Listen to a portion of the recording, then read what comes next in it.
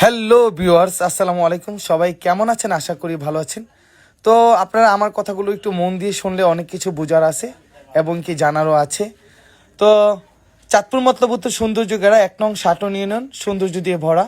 তো আমি আজকে চলে আসলাম পৌরসভার ছোট্ট একটি গ্রাম, সেটা হচ্ছে ডায়াখোলা গ্রামে।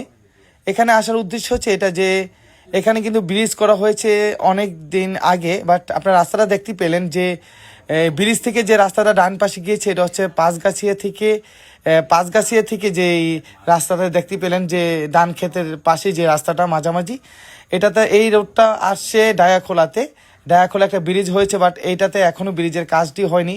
তো অনেকে বলেছিল যে ভিডিওটা আমরা তুলে ধরার জন্যে, তো সেক্ষেত্রে আজকে তুলে ধরতে গিয়েছিলাম। তো এখানে ইম্পর্টেন্ট কথা হচ্ছে এটা যে ডায়াখোলা গ্রামবাসী এবং পাঁচগাছিয়া যারা আছেন এবং কি স্যাঙ্গাচোর যারা আছেন, যে যাতায়াত ব্যবস্থাটা অনেক খারাপ। তো সেক্ষেত্রে এখানে ব্রিজ করা হয়েছিল, তো ব্রিজটা করা হয়েছে, বাট এখন কিন্তু মাটি দেওয়া হয়নি। আপনি দেখতেই পেলেন যে সাক্কা দিয়ে কিন্তু মানুষ ওঠানামা করে, তো এখানে কিন্তু একটা বিপজ্জনক।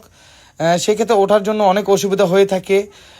আপনি দেখতে পেলেন যে আমি সাঁকু দিয়ে পার হচ্ছি, যে সাঁকুর নিচে মাটিগুলো বসাটা ইম্পর্টেন্ট।